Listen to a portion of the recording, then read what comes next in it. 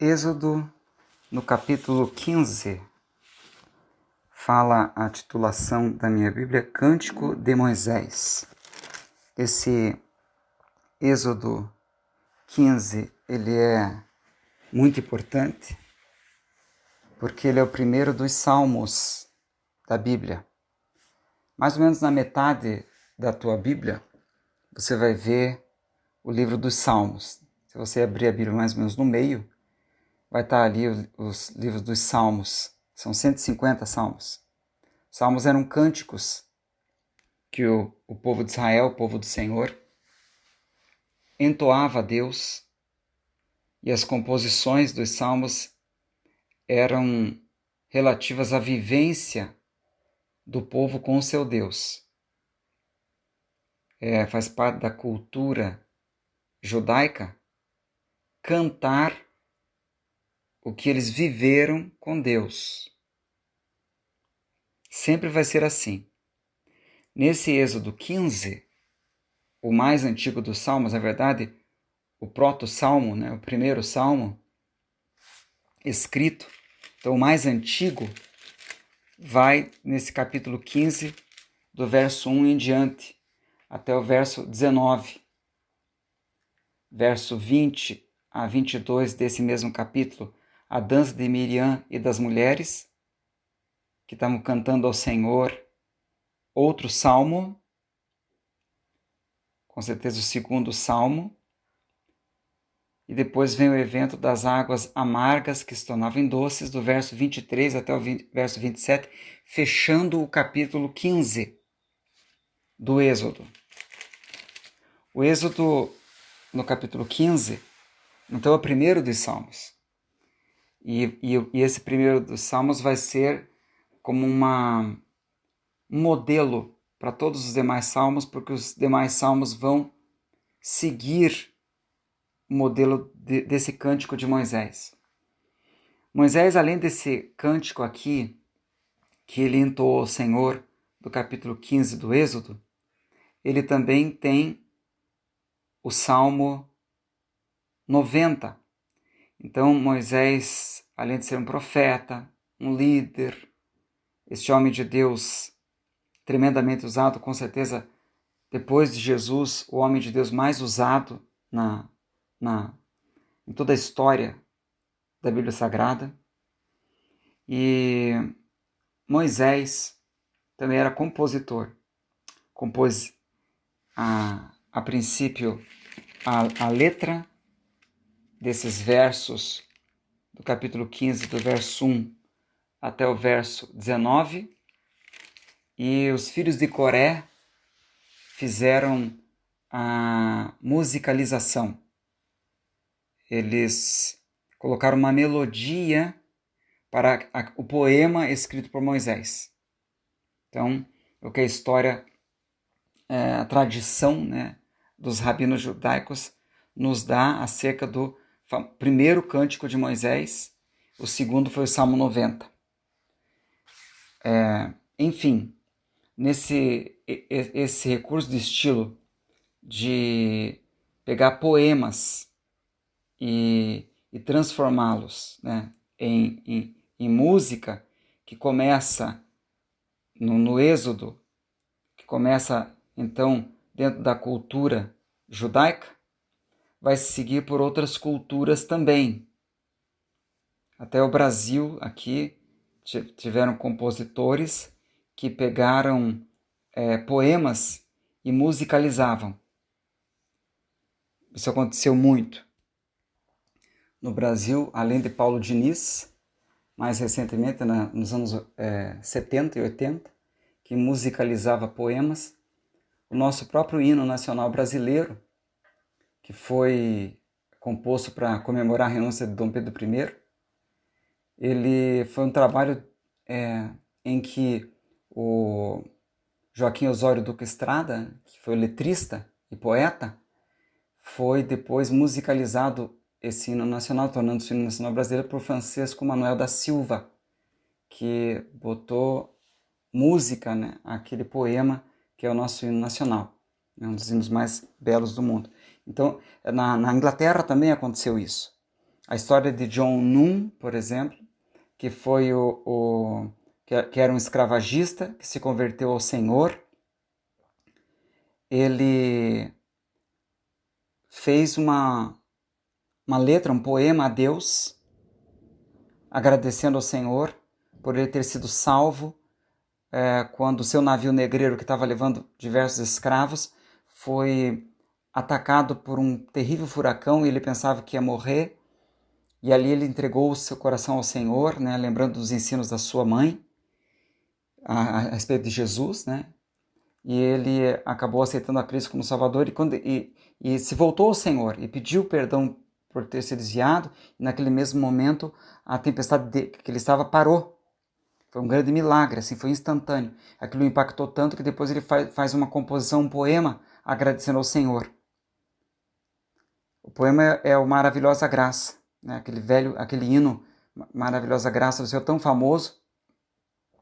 Foi depois que estava feito aquele poema que as pessoas de cor, os negros, felizes por John Nunn, não só apenas ter ido a Cristo, mas ter sido um paladino contra o escravagismo, né, em todo o mundo, e a partir dele realmente as nações se tornaram, com a abolição da escravatura, chegando ao Brasil também, e os negros que conheciam ele, vendo o poema dele, ficaram tão felizes com a conversão dele e o fato dele ser um defensor dos negros, que musicalizaram a música Amazing Grace, Graça Maravilhosa, que é outro poema que foi musicado. Então, poemas musicados é lugar comum na história.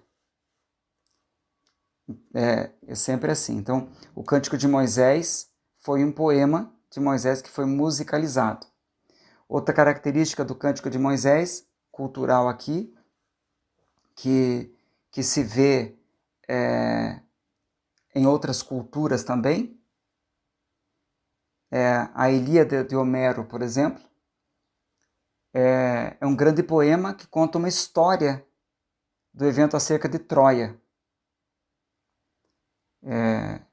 E também os Lusíadas de Camões, também é um poema que conta uma história das primeiras navegações. Então a gente vai ver que o Cântico de Moisés ele teve reverberações culturais durante a história. Primeiro, poema musicalizado e depois fato que narra uma história em poema, de uma forma poética. É o que Moisés fez aqui, e depois você vai ver na Ilíada de Homero, você vai ver em Camões, né, Lusíadas de Camões, e em muitas partes do mundo, em todas as culturas, aqui novamente a influência da cultura hebraica. Aliás, houve uma discussão há um tempo atrás que deveria de ser, quando as pessoas, veio um deputado estadual aqui do Paraná, que entrou com um projeto que deveria de ser ensinado Bíblia nas igrejas e houve um levante contra ele. E daí muitos professores de filosofia falaram, nós temos que estudar filosofia grega, a cultura grega, porque nós, ocidentais, fomos instruídos pela cultura grega. Só que isso está errado, porque a cultura grega ela foi influenciada diretamente pela cultura hebraica.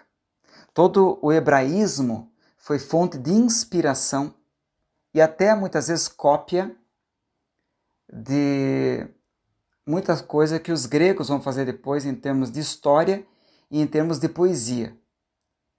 Se a história mais clássica, a Ilíada de Homero, teve a mesma maneira de ação desse Cântico de Moisés, além de uma série de eventos em livros, em poesia grega, que vieram muito tempo depois da hebraica, muito parecidas, foi simplesmente por influência da cultura do povo hebreu. Então, na verdade, a cultura do povo hebreu foi fundamental para servir de base para a cultura hebraica, para a poesia hebraica, para a filosofia, para a filosofia grega, histórias gregas, para a cultura grega que influenciou a nossa cultura. Se você pegar textos da Bíblia e textos gregos, você vai ver muita influência da cultura hebraica na cultura grega. Ao ler o texto de Êxodo 15, diz assim a palavra de Deus, a gente vai analisar os versículos acerca do cântico de Moisés. Então cantou Moisés e os filhos de Israel este cântico ao Senhor. E falaram dizendo, né? Cantou Moisés e os filhos de Israel, né? Ao Senhor. Eles cantaram a partir de Moisés. Cantarei ao Senhor porque sumamente se exaltou, lançou no mar o cavalo e seu cavaleiro. Então aqui, como falamos, Moisés está cantando, e quem está alegre canta e louvores, diz a palavra do Senhor. Ele estava cantando ao Senhor porque um evento aconteceu.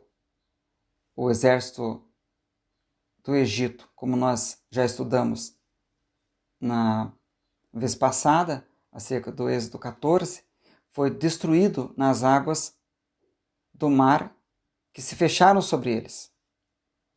E todos aqueles egípcios, seus carros, seu exército, o exército de Faraó, foi completamente destruído nas águas. E aqui Moisés está falando de uma história a qual ele a descreve de uma forma poética e mais tarde vai ser musicalizada, virando um salmo.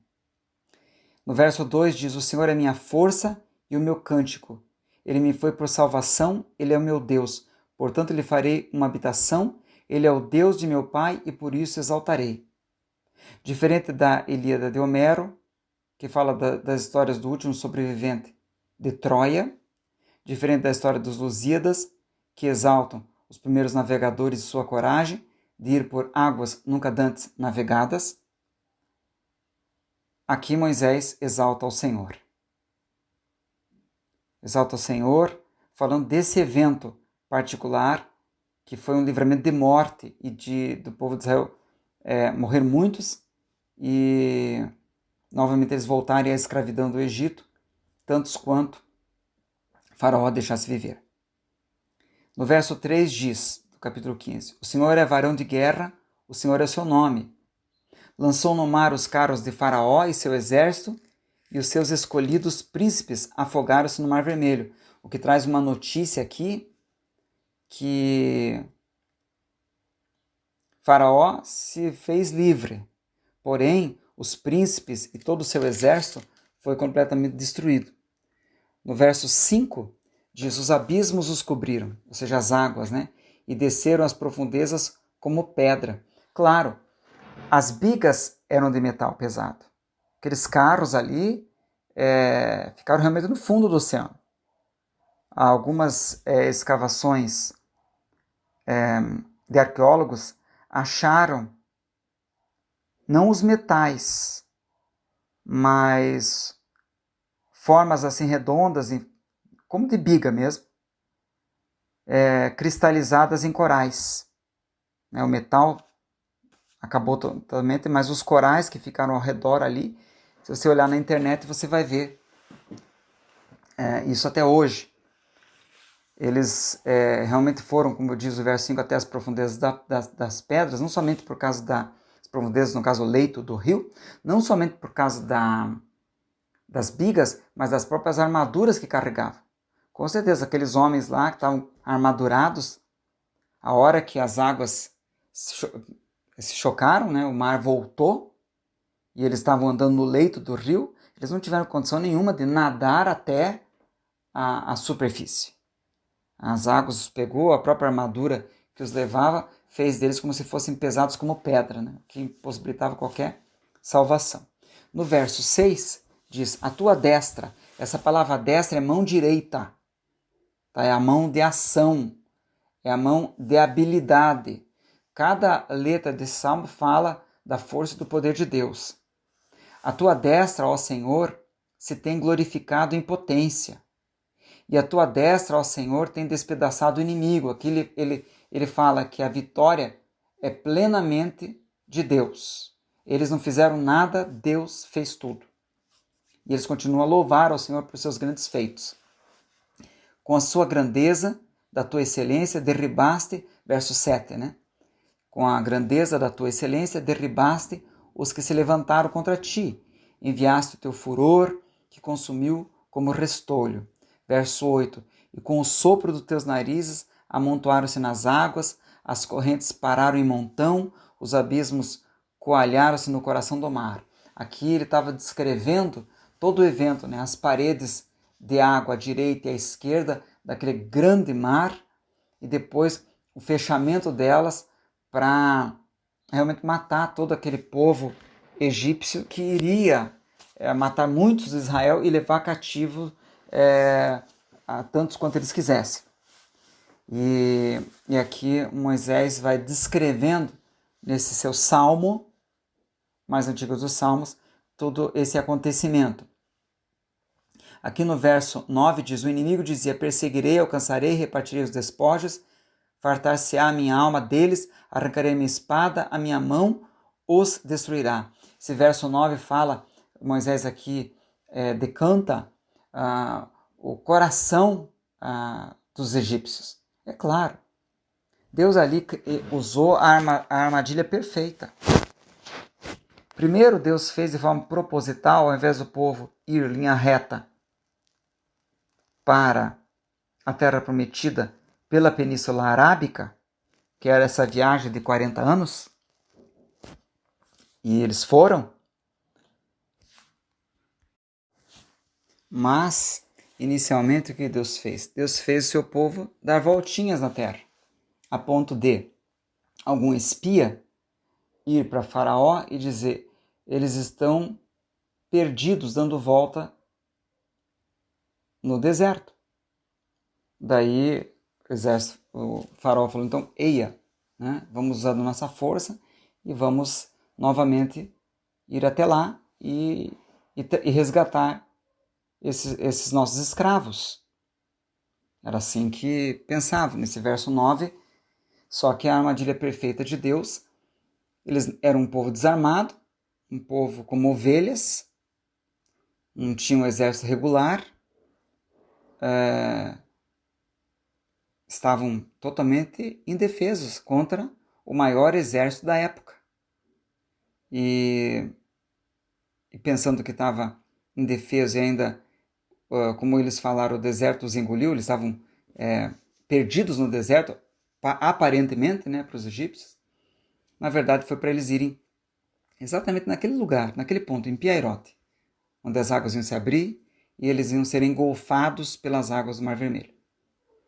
Então, vemos aqui Moisés entendendo o plano de Deus. No princípio não dá para entender os planos de Deus, mas aqui ele já está cantando a vitória sobre os planos de Deus, né? Entendendo o plano de Deus. No verso 10 ele diz: sopraste com teu vento o mar os cobriu. O texto fala que houve um vento que fez com que as águas se dividissem à esquerda e à direita, e Moisés fala disso aqui no verso 10. E ele fala: sopraste com teu vento o mar os cobriu. Afundaram-se como chumbo, novamente ele fala dessa parte de esse povo estar pesado, em veementes águas.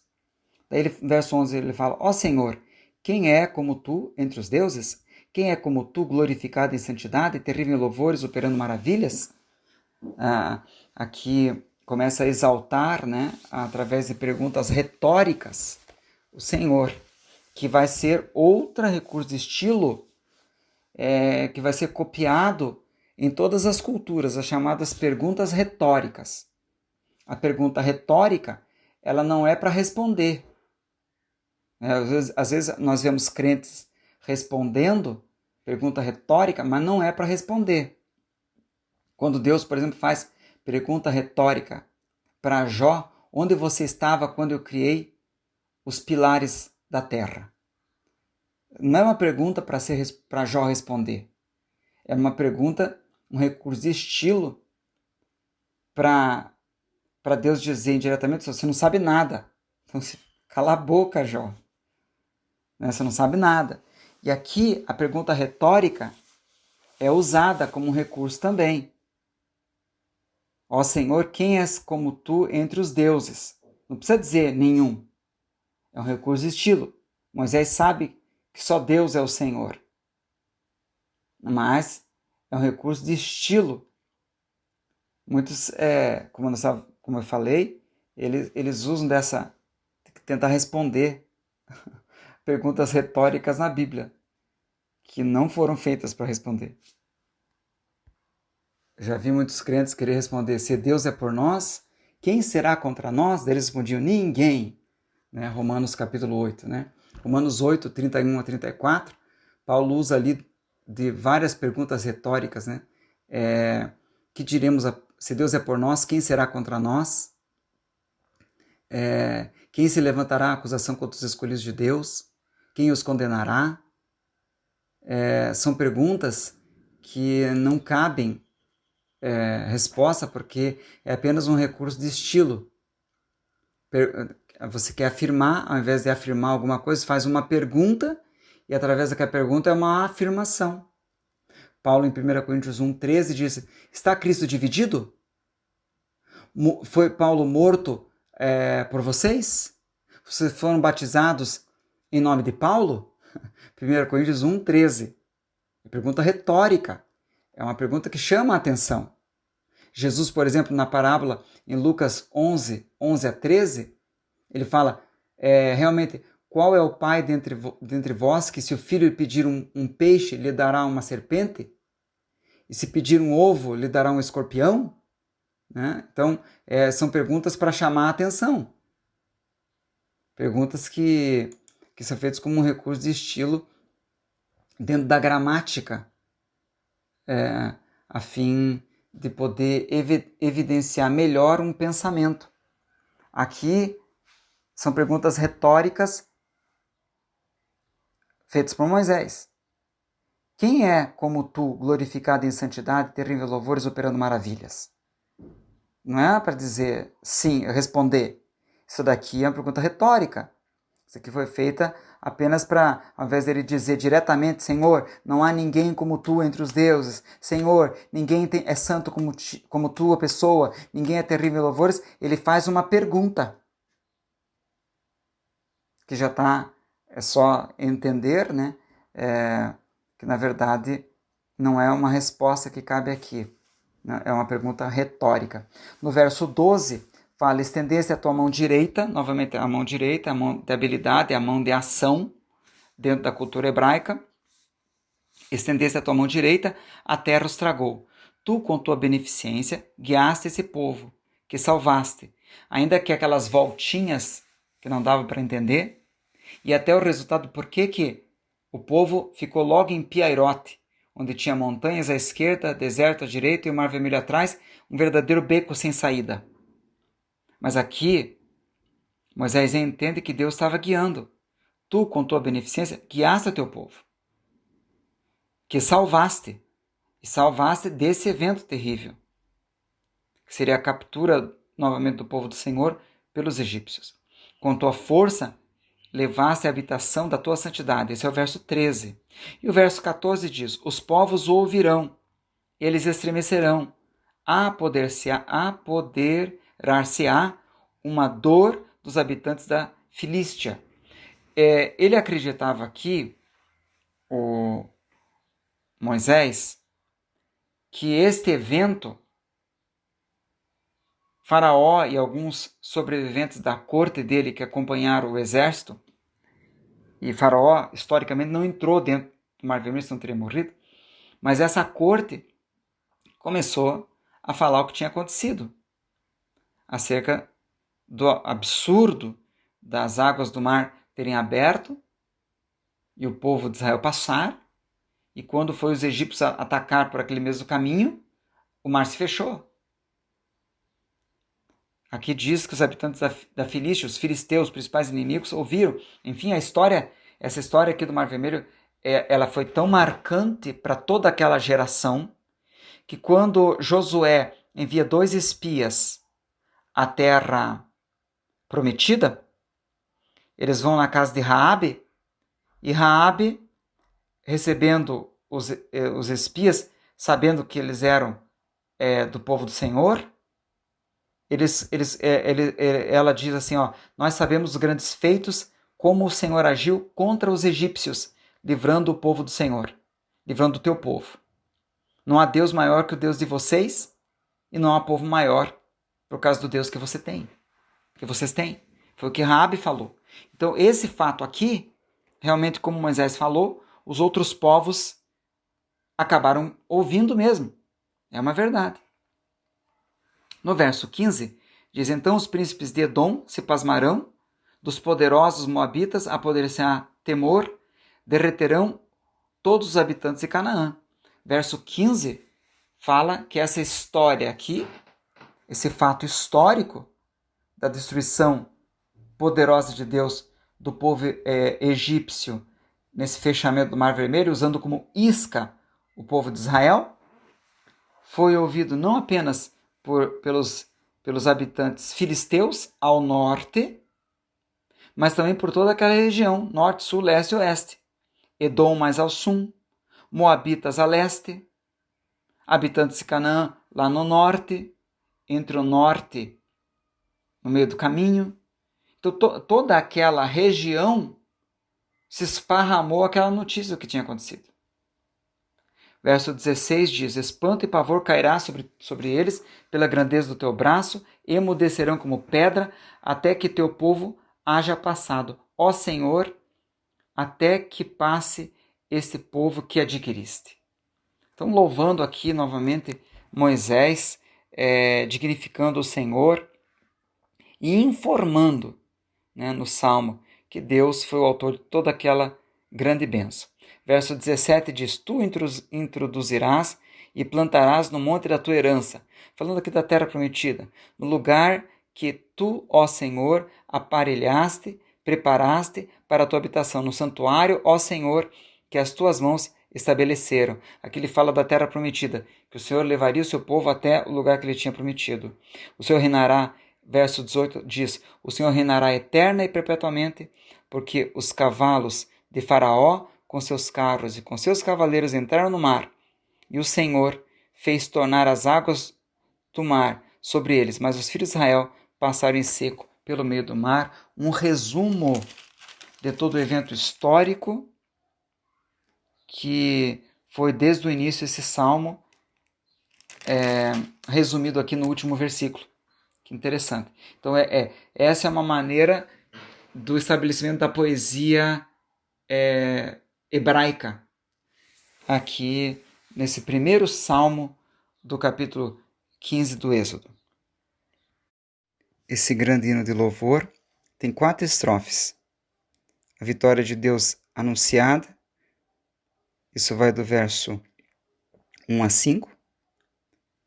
As armas de Deus são descritas, versos 6 a 10. O caráter de Deus é exaltado, do verso 11 até o verso 16. E as promessas de Deus são cumpridas, 16 na sua última parte até 18. Que interessante. É um salmo também muito inteligente. Vê-se também, a partir do verso 20, a dança de Miriam e das mulheres.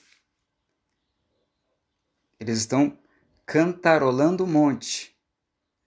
Então Miriam, verso 20 do capítulo 15, a profetisa e irmã de Arão e de Moisés, tomou o tamboril na sua mão e com as mulheres saíram atrás dela com tamboris e com danças. Muito bem, nesse texto aqui da palavra,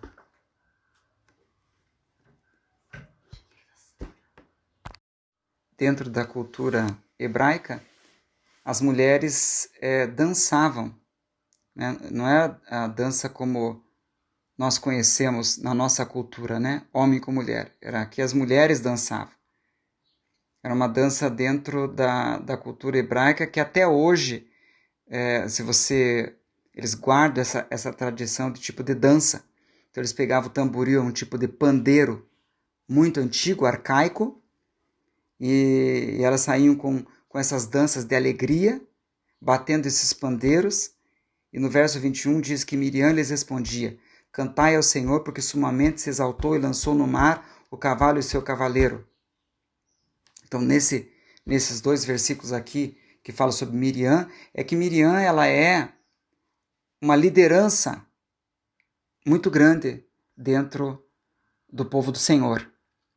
A irmã mais velha de Moisés, também diz o texto aqui no verso 20 que ela era uma profetisa. Muitas profetisas, mulheres, você vai ver na Bíblia também, além dos homens. Temos os profetas também, mas muitas profetisas, e Miriam era uma profetisa.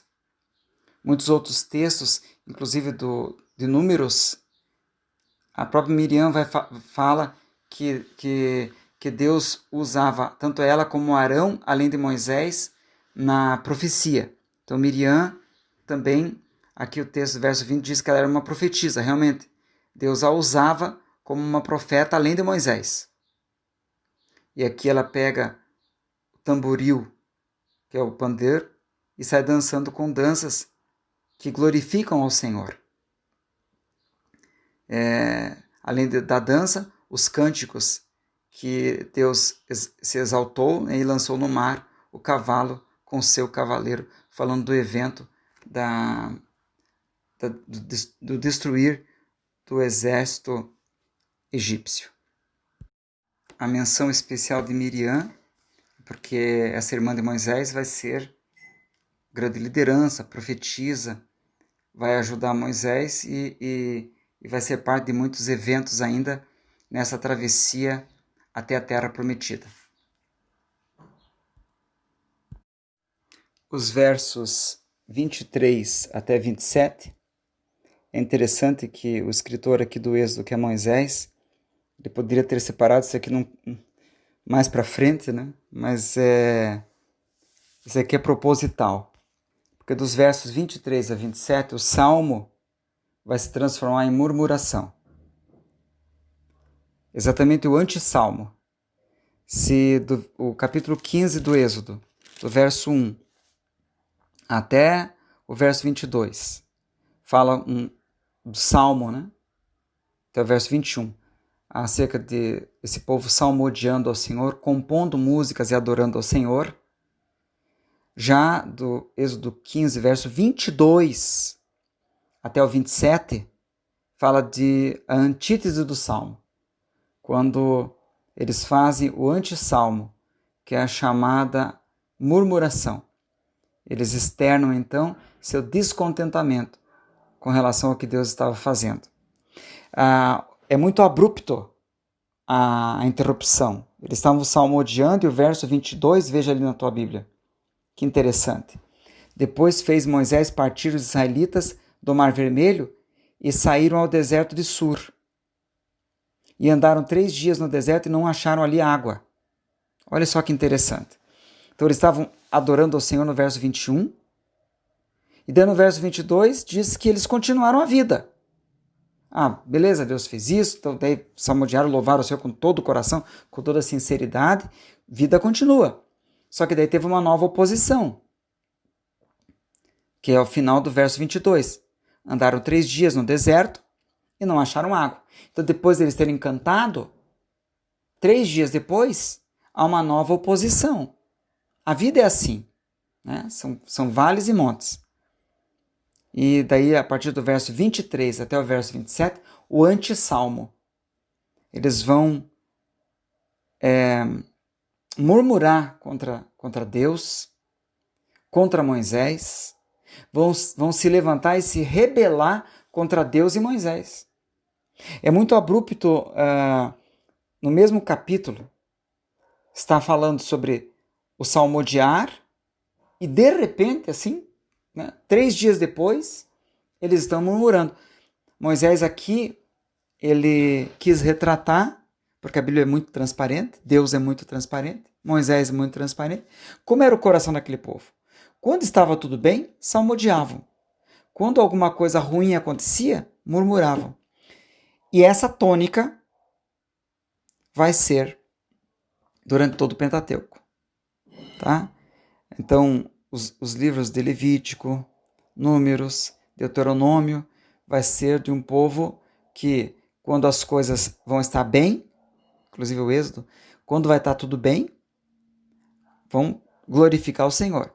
Livramentos glorificavam a Deus. Na hora que dava uma coisa errada, eles não oravam. Eles não chegavam humilde à liderança. eles reclamavam, se rebelavam e em muitos momentos quiseram até fazer um capitão e voltar para o Egito. Então é um povo realmente refém de bênçãos, refém que tudo dê certo. Por que as coisas não dão certo na nossa vida? Às vezes, ou muitas vezes. Porque não podemos ser reféns de tudo dar certo. Então a nossa vida, a gente tem momentos que tudo dá certo, imiscuídos com momentos em que as coisas são difíceis. E tal qual esse povo, muitas vezes na nossa vida, a gente passa por certos eventos que, nossa, uma grande bênção, né? E daí glorificamos a Deus e damos o testemunho, e ao voltar do culto que demos o testemunho, encontramos em casa um novo problema. Ou na segunda-feira, né, depois do culto de domingo que testemunhamos, tem um problema nos esperando ou que acontece inusitado. Então aqui o povo começa a errar e vem o episódio das águas amargas que tornam-se doces. Vem o episódio em que Deus vai mandar maná, que é o que abre o capítulo 16 do Êxodo. E nesse mesmo capítulo Deus não só manda maná, como manda carne. E segue esse Êxodo 16 como Deus mostrando-se um Deus da provisão no deserto. As coisas dão errado, mas Deus fica provendo. Mas ao invés, Deus age certo, mas ao invés do povo, no momento que as coisas dão errado, orar, e quando dá certo, louvar, é isso que Deus quer. A Bíblia diz, quem está triste, ore. Ou seja, nos momentos difíceis, ore. E daí a Bíblia fala, e quem está alegre, cante louvores. Então, quando a coisa, né, vem a bênção, agradeça, sejam gratos, sejam agradecidos. Mas, para não ficar muito longo esse vídeo, porque o próximo áudio, o próximo áudio vai ser bastante longo, porque é quando as coisas dão errado, tem mais material para isso, então requer-se um estudo próprio para o final de Êxodo 15, quando as águas amargas se tornam doces, e o capítulo 16, Deus se mostrando como um Deus das provisões. E inclusive teremos que fazer uma incursão, inclusive como nota introdutória, de Números, que também faz parte dos primeiros 5 livros, né, chamado Pentateuco, os primeiros 5 livros da Bíblia, e ele vai dando tanto Números como Êxodo e Levítico e Deuteronômio, muitas informações acerca dessa travessia do povo de Israel, do Egito, passando pelo deserto, indo até a terra da promessa.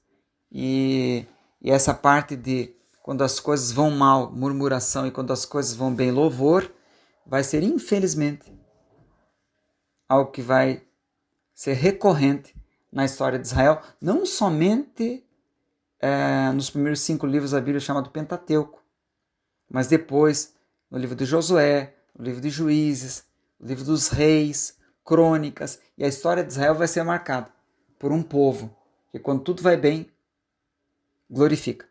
Quando tudo vai mal, murmura, tá? Então, que Deus abençoe vocês com essa mensagem.